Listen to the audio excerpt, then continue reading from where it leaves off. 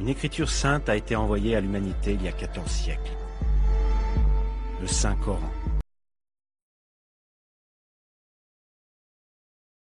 Depuis le jour de sa révélation jusqu'au jour du jugement, il restera le seul et dernier guide pour l'humanité. Il y a d'innombrables preuves indiquant que le Coran est la parole de Dieu.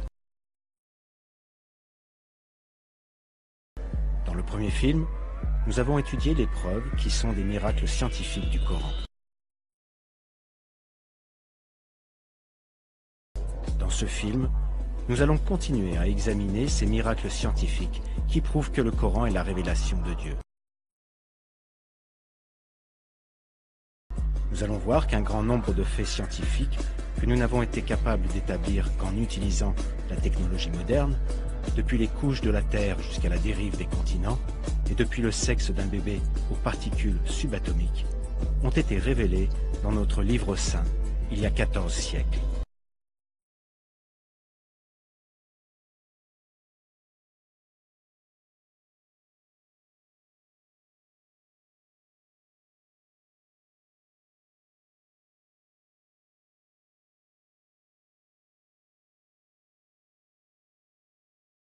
La théorie du Big Bang, qui a été acceptée à l'unanimité par le monde scientifique au XXe siècle, prouve que l'univers est apparu dans une gigantesque explosion.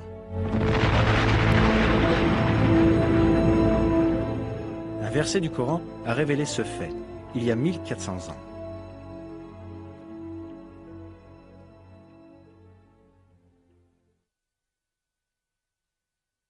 Ceux qui ont mécru n'ont-ils pas vu que les cieux et la terre formaient une masse compacte?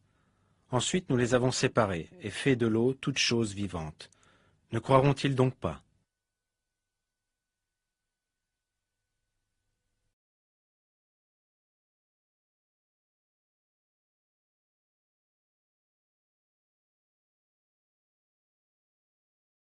Le mot ratq, qui est traduit par former une masse compacte, signifie en arabe mélanger, fusionner dans le langage courant.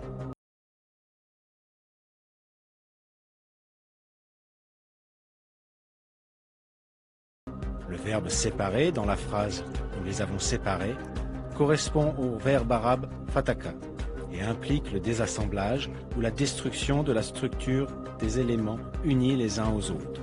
Un fait scientifique très important est décrit ici, la séparation des cieux et de la terre. Curieusement, aux premiers instants du Big Bang, la matière tout entière de l'univers était concentrée en un seul point. Les cieux et la terre, qui n'étaient pas encore créés, se trouvaient dans cet unique point.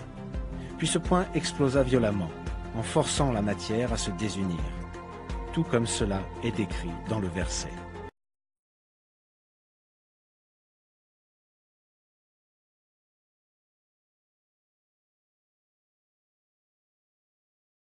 Les gens vivant il y a 14 siècles ne possédaient bien sûr pas les connaissances scientifiques ou la technologie leur permettant de savoir que la Terre, le Soleil, la Lune et les étoiles, et tout ce qu'ils voient ou tout ce qui est invisible dans le ciel, étaient initialement unis en un seul point.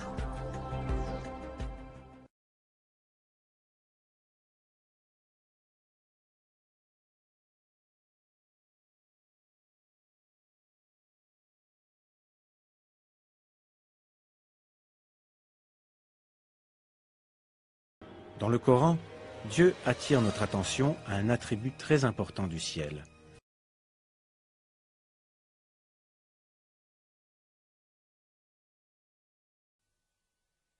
Nous avons fait du ciel une voûte protégée, et pourtant il se détourne de nos signes.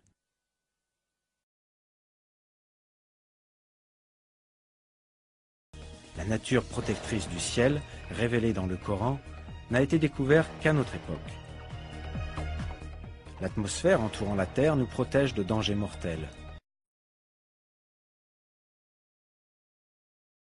En détruisant de nombreux météores, gros et petits, lorsqu'ils s'approchent de la Terre, elle les empêche de tomber sur Terre et de blesser les êtres vivants.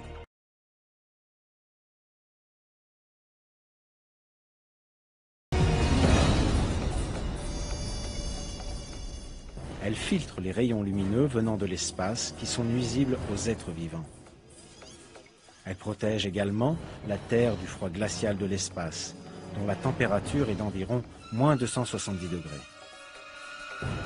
En plus de l'atmosphère, il existe une autre couche formée par le champ magnétique de la Terre, qui sert de bouclier contre les radiations nuisibles qui menacent notre planète. Les ceintures de Van Allen. Grâce aux ceintures de Van Allen, les énormes émissions d'énergie appelées éruptions solaires qui surviennent fréquemment à la surface du Soleil ne détruisent pas la vie sur Terre. En bref, un système parfait est à l'œuvre bien au-dessus de la Terre. Il entoure notre monde et le protège contre les menaces extérieures. Il est frappant de voir que cela a été révélé il y a 1400 ans dans le Coran.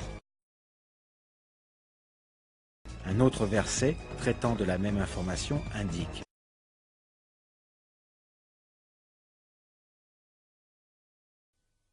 c'est lui qui vous a fait la terre pour lit et le ciel pour toi.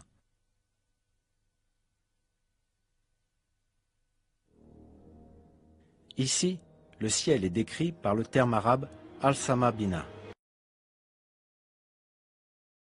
En même temps que le sens de dôme ou de toit, ce mot possède une autre signification. Il décrit aussi un type d'abri ressemblant à une tente utilisée par les bédouins arabes. En décrivant le ciel comme une structure en forme de tente, le Coran souligne que c'est une forme de protection contre les éléments extérieurs. C'est la protection que l'atmosphère offre contre les météores et les rayons cosmiques. Tous ces faits montrent que cette information qui a été obtenue par l'humanité à la suite de longues recherches scientifiques a été communiquée dans le Coran il y a 1400 ans, quand il n'y avait aucun engin spatial ou télescope géant.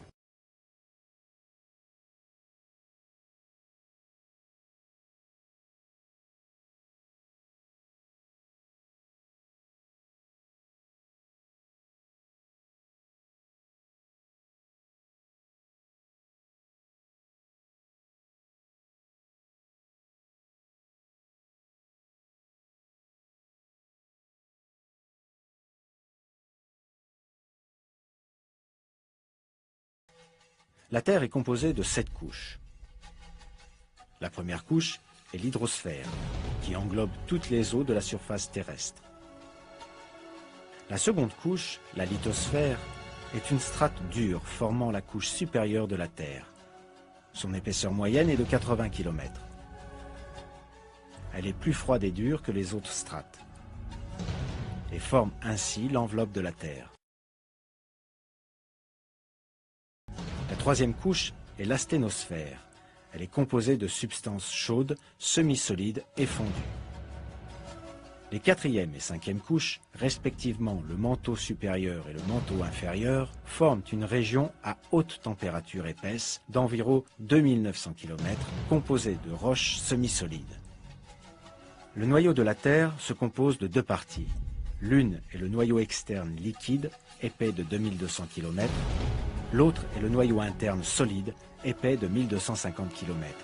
Les sixième et septième couches. Le fait que la Terre se compose de telles strates n'est connu que suite à de longues recherches utilisant la technologie du XXe siècle. Pourtant, Dieu nous a communiqué cette information dans le Coran, qu'il a rempli de miracles scientifiques il y a 14 siècles.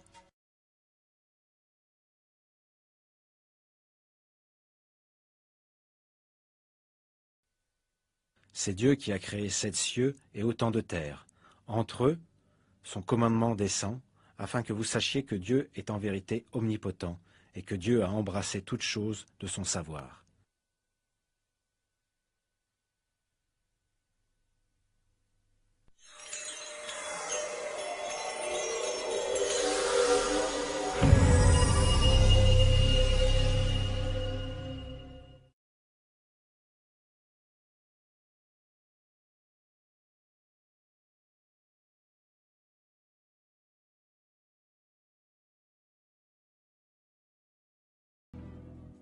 C'est au début du XXe siècle qu'un scientifique allemand, Alfred Wegener, proposa la thèse que les continents de la Terre étaient attachés les uns aux autres quand elle se forma, puis qu'ils dérivèrent dans différentes directions, les séparant ainsi au fur et à mesure de leur déplacement.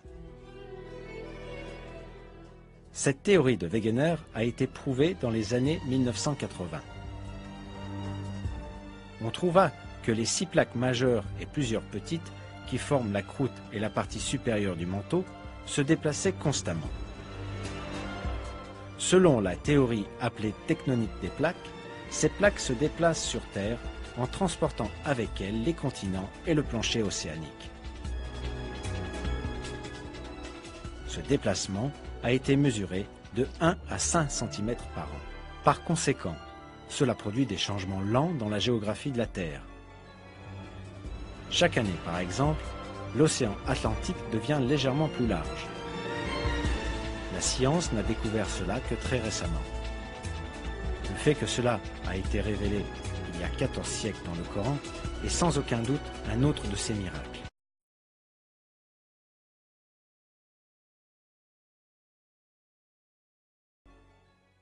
Et tu verras les montagnes, tu les crois figées, alors qu'elles passent comme des nuages. Dieu fait référence au mouvement des montagnes comme une dérive dans un verset du Coran. Aujourd'hui, les scientifiques modernes utilisent aussi le terme de dérive des continents pour ce mouvement. C'est sans aucun doute un grand miracle que ce fait scientifique ait été révélé au 7e siècle, quand les conceptions de la nature de l'univers étaient fondées sur les superstitions et les mythes. C'est une autre preuve très importante montrant que le Coran est la parole de Dieu.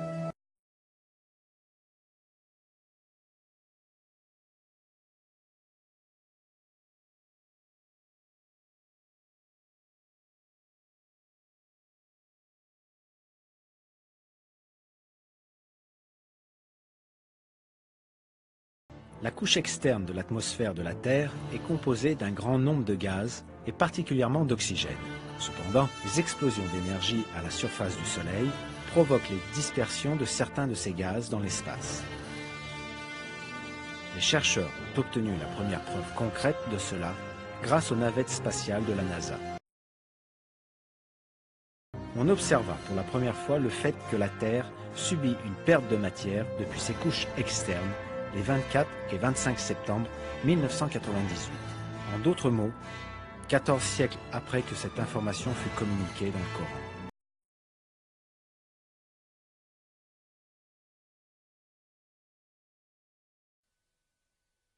Ne voit-il pas que nous frappons la Terre et que nous la réduisons de tous côtés?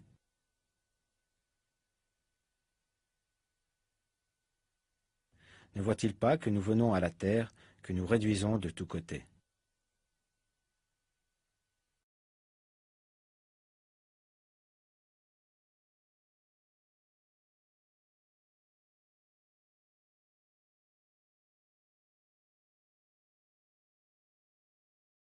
Ces versets peuvent aussi faire référence à des pertes de terre sous un autre aspect. Aujourd'hui, les calottes polaires fondent et le niveau de l'eau dans les océans augmente.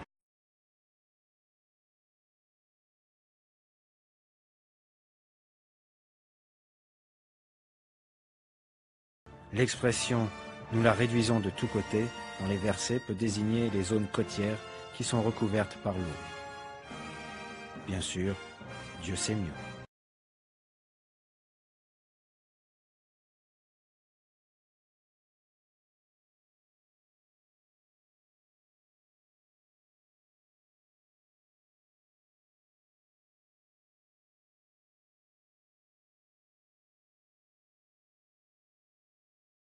Le physicien britannique Paul Dirac, qui remporta le prix Nobel de physique en 1933, fit une découverte très importante.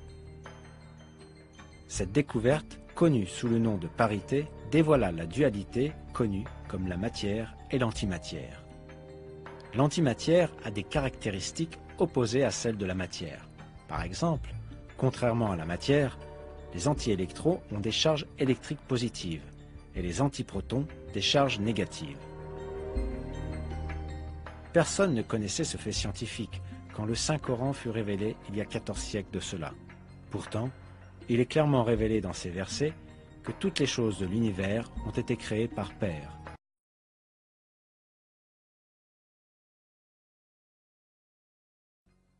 Louange à celui qui a créé tous les couples de ce que la terre fait pousser, d'eux-mêmes et de ce qu'ils ne savent pas.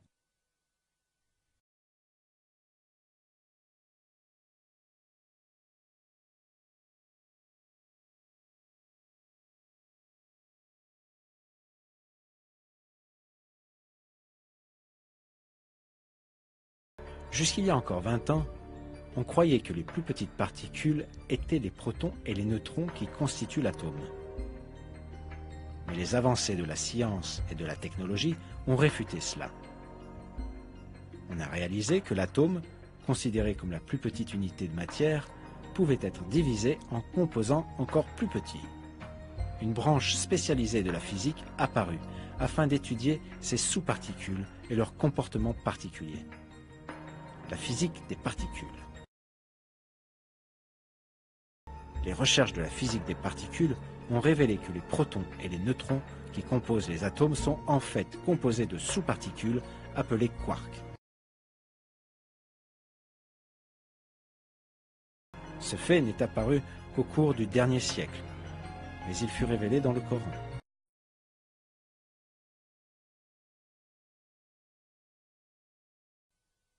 Il, mon Seigneur, est le connaisseur de l'inconnaissable. Rien ne lui échappe, fût-il du poids d'un atome dans les cieux comme sur la terre, et rien n'existe de plus petit ni de plus grand qui ne soit inscrit dans un livre explicite. Dans un autre verset, Dieu nous dit « Il n'échappe à ton Seigneur ni le poids d'un atome sur terre ou dans le ciel, ni un poids plus petit ou plus grand qui ne soit déjà inscrit dans un livre évident. »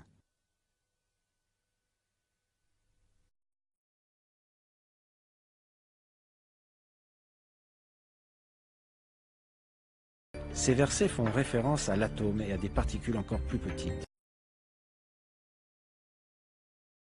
Le fait qu'il existe même des sous-unités plus petites a été communiqué à l'humanité dans le Coran il y a 14 siècles.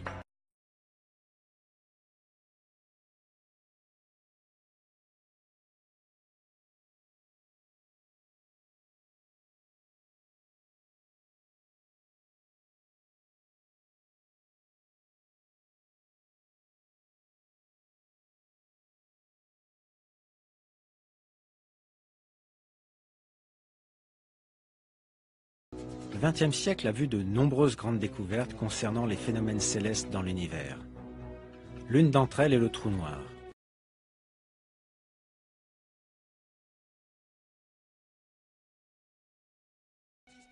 Quand une étoile a consommé tout son carburant, elle s'effondre sur elle-même et se transforme au final en une région de volume nul où la densité est infinie et où règne un champ magnétique immensément puissant. Ceci est appelé un trou noir.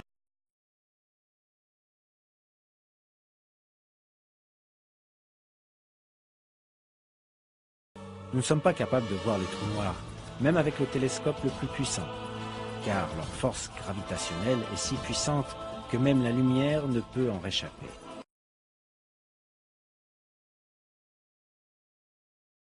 Leur présence, cependant, peut être perçue au moyen de l'effet magnétique qu'ils exercent sur leurs alentours. Dans le Coran, Dieu attire l'attention sur ce sujet de cette manière, en jurant sur la position des étoiles.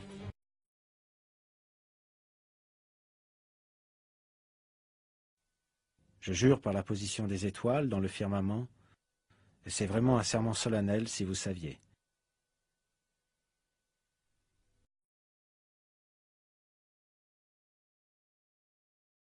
Toutes les étoiles massives exercent des champs gravitationnels dans l'espace. Un trou noir augmente sans cesse sa densité et donc son attraction gravitationnelle, en attirant toutes les choses qui passent près de lui. En un sens, cela ressemble à un trou dans l'espace dans lequel tout ce qui se trouve aux alentours est attiré.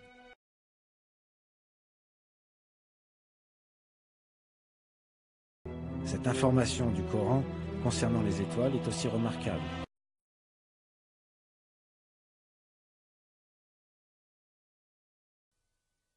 Par le ciel et par le tariq, qui te dira ce qu'est le tariq?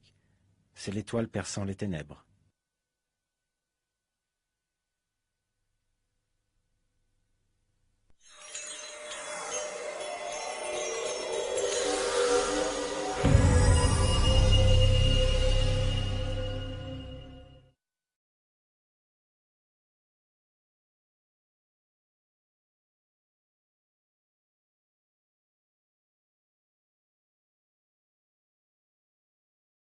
L'électricité. C'est une des plus grandes découvertes de l'histoire du monde. Elle illumine le monde entier au moyen d'ampoules. En fait, cette grande découverte était notée dans les versets du Coran il y a 14 siècles de cela.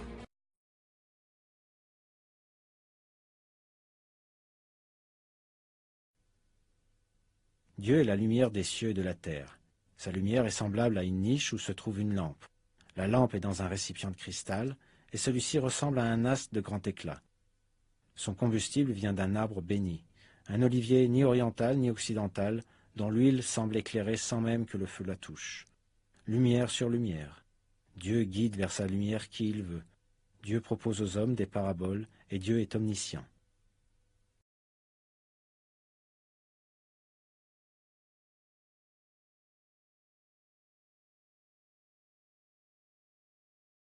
Ce verset fait référence à quelque chose qui émet de la lumière.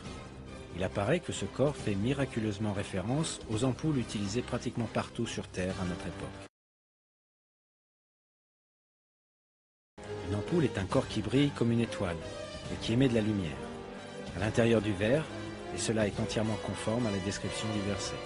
Le fait que le carburant utilisé par ce corps lumineux n'appartient ni à l'Orient ni à l'Occident peut être une indication qu'il n'a aucune dimension physique. L'électricité, le carburant de l'ampoule, est en réalité dans une dimension d'énergie et non dans une dimension matérielle.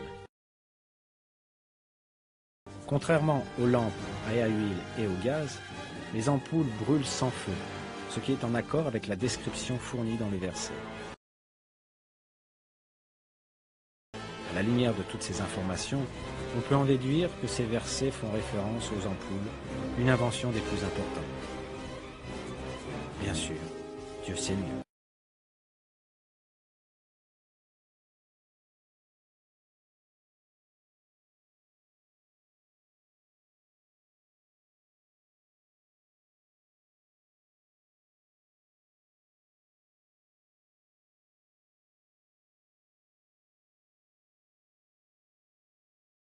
Dans un verset du Coran, la caractéristique de fécondation des vents ainsi que la formation conséquente de pluie sont mentionnées ainsi.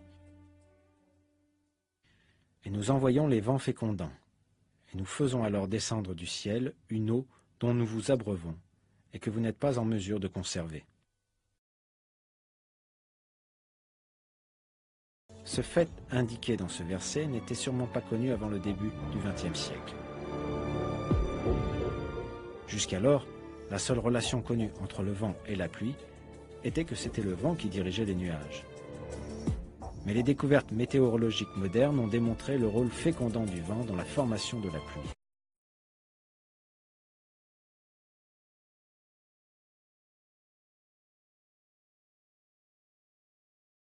Selon ces découvertes, à la surface des océans et des mers, un grand nombre de bulles d'air se forment à cause de l'écume. Au moment où ces bulles éclatent, des milliers de particules minuscules, avec un diamètre d'1 millième de millimètre, sont expulsées dans l'air.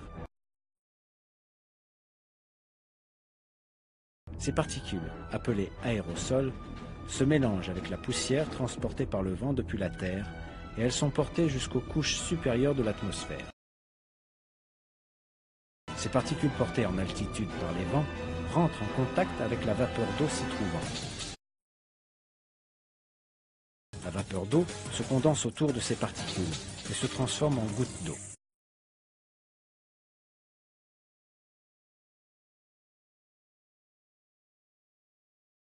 Ces gouttes d'eau se rassemblent et forment des nuages, et ensuite elles tombent sur Terre sous forme de pluie.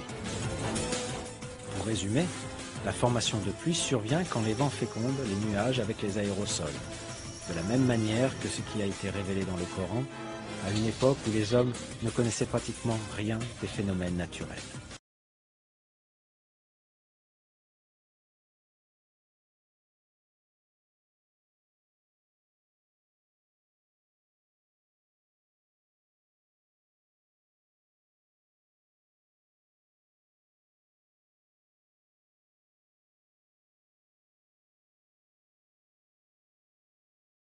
Des recherches menées ces dernières années ont révélé que la zone préfrontale, située dans la partie frontale du crâne, est responsable de la gestion de fonctions particulières du cerveau.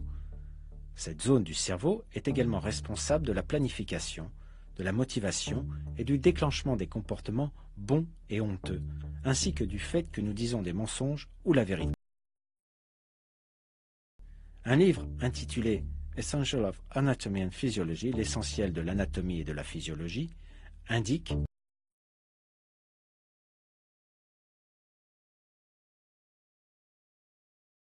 en relation avec son implication dans la motivation, on pense que la zone préfrontale est aussi le centre fonctionnel pour les agressions.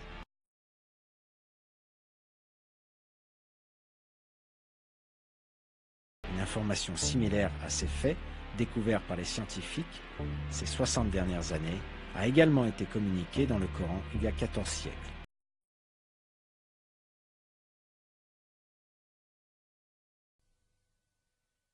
Mais non, s'il ne cesse pas, nous le saisirons certes par le toupet d'un menteur, d'un pécheur.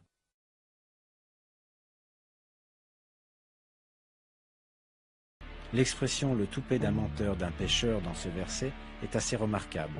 Cela démontre un parallèle proche des activités menées dans la partie frontale du cerveau.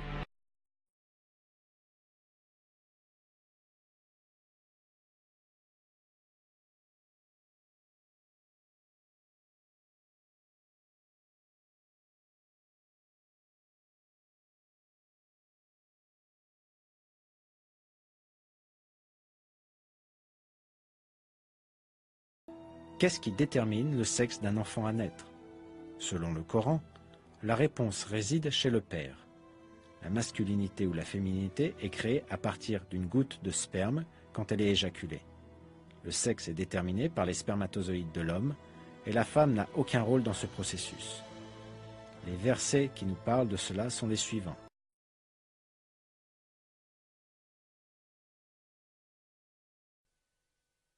C'est lui qui a créé les deux éléments de couple, le mâle et la femelle, d'une goutte de sperme quand est éjaculée.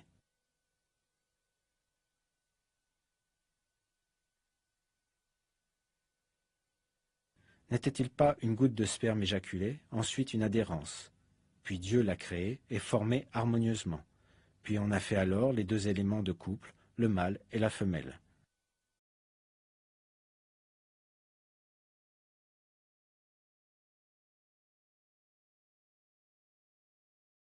Les disciplines en développement de la génétique et de la biologie moléculaire ont validé scientifiquement la précision de cette information donnée dans le Coran.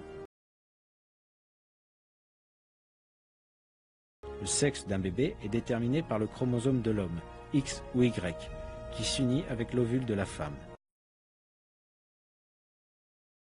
Rien de tout cela n'était connu jusqu'à la découverte des gènes au XXe siècle.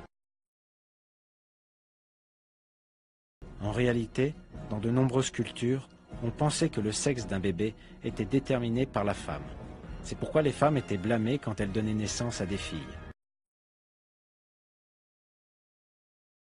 14 siècles avec la découverte des gènes humains, pourtant le Coran révélait une information qui réfutait cette superstition, en indiquant que l'origine du sexe reposait non pas chez la femme, mais dans le sperme tiré de l'homme. Ceci parce que le Coran est la parole de Dieu.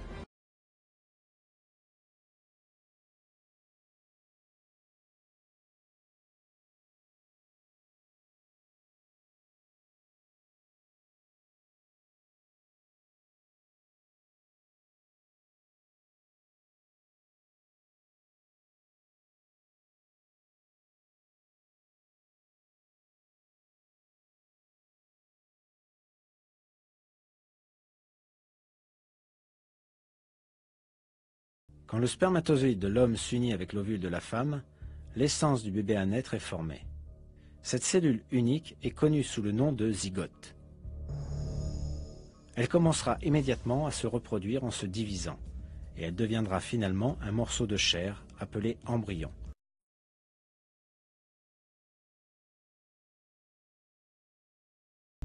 L'embryon, cependant, ne passe pas sa période de développement dans le vide. Il s'accroche à l'utérus, comme des racines se fixent fermement à la terre par leurs vrilles. À travers ce lien, il peut obtenir les substances essentielles à son développement depuis le corps de la mère. Ici, un miracle important du Coran est révélé.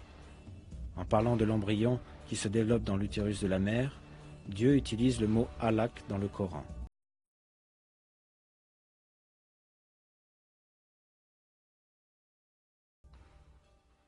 Lis au nom de ton Seigneur qui a créé l'homme d'une adhérence, alaq. Lis, ton Seigneur est le très noble.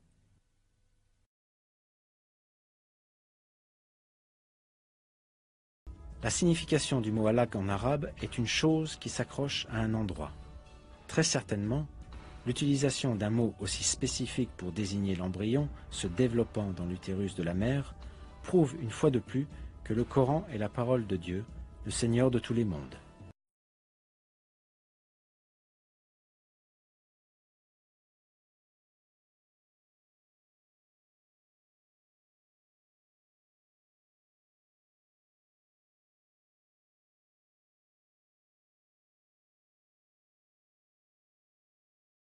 Une autre information importante fournie dans les versets du Coran concerne les étapes du développement d'un être humain dans l'utérus de la mère.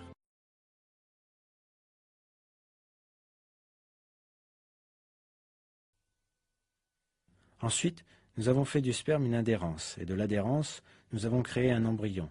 Puis de cet embryon, nous avons créé des os, et nous avons revêtu les os de chair. Ensuite, nous l'avons transformé en une toute autre création. Gloire à Dieu, le meilleur des créateurs.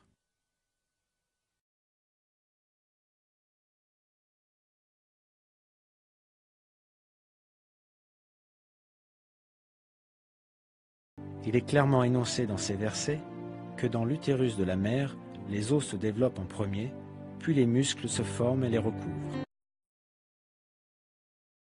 Jusqu'à très récemment, les embryologistes supposaient que les os et les muscles de l'embryon se développaient en même temps. Pourtant, des recherches conduites grâce au nouveau développement technologique ont produit des conclusions qui correspondent exactement à ce qui est décrit dans le Coran.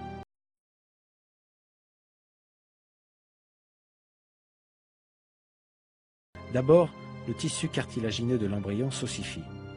Puis les cellules musculaires qui sont sélectionnées dans le tissu entourant les os se rassemblent et viennent recouvrir les os. Cet événement est décrit dans une publication scientifique intitulée Developing Human, l'humain en développement, de cette façon.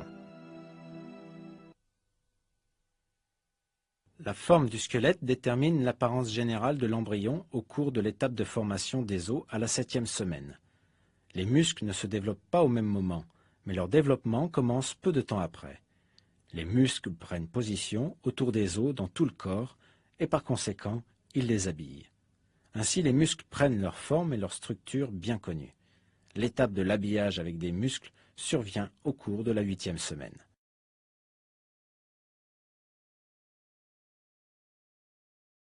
En bref, les étapes du développement de l'homme, comme décrites dans le Coran, sont en parfaite harmonie avec les découvertes de l'embryologie moderne. Le professeur honoraire Kate Moore, du département d'anatomie et de biologie cellulaire de l'Université de Toronto, un des plus éminents embryologistes du monde, est un de ceux qui identifia ce miracle dans le Coran. Le professeur Moore examina les versets concernant la naissance humaine et annonça ses conclusions par ces paroles.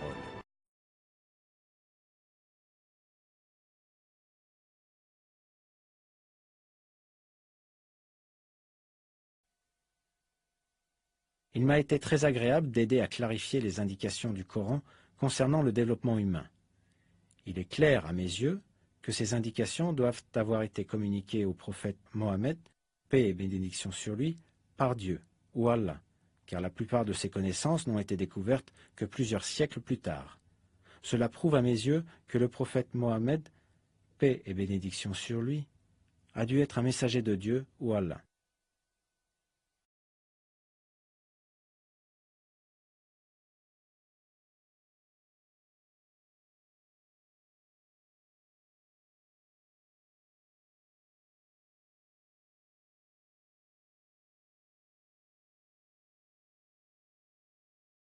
Les personnes qui restent couchées dans la même position pendant de longues périodes rencontrent de sérieux problèmes de santé. À cause de la pression constante exercée sur un endroit du corps quand on ne bouge pas pendant une longue période, les vaisseaux sanguins se contractent et ils peuvent se fermer totalement. Suite à cela, l'oxygène et les autres nutriments transportés par le sang n'atteignent plus la peau et celle-ci commence à mourir. Cela provoque l'apparition de plaies sur le corps. Ces plaies sont connues sous le nom de plaies du lit ou plaies de pression. Ces plaies, qui se forment sous la peau ou les tissus, peuvent atteindre de graves dimensions si elles ne sont pas traitées. Si elles s'infectent, elles peuvent même mener à la mort. La chose la plus saine à faire, par conséquent, est de changer fréquemment la position du corps afin de réduire cette pression. Les patients qui ne peuvent se déplacer eux-mêmes reçoivent donc une attention particulière et d'autres personnes les déplacent toutes les 2 heures. On n'a réalisé l'importance du mouvement au cours du sommeil qu'au cours du XXe siècle. Mais une information soulignant cette importance a aussi été placée dans le Coran, la parole de Dieu.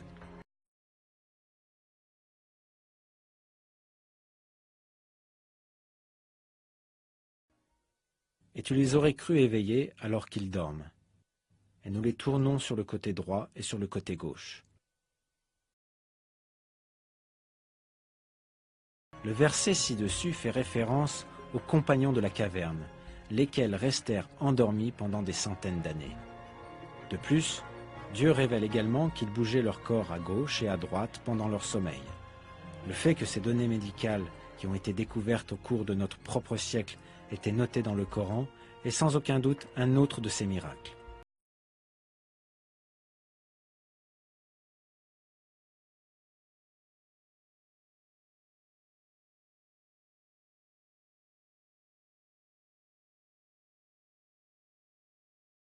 Tout ce que nous avons vu dans les films, les miracles scientifiques du Coran, nous montre un fait évident. Le Coran est un livre qui renferme des informations qui se sont révélées et qui se révèlent vraies. Des faits concernant des sujets scientifiques, des faits que personne ne pouvait connaître à l'époque de la révélation du Coran, sont annoncés dans ces versets. Il est impossible que telles informations aient pu être connues avec le niveau de connaissance et de technologie disponible au 7e siècle en Arabie. Cela est bien sûr une preuve manifeste que le Coran ne peut être la parole d'un homme.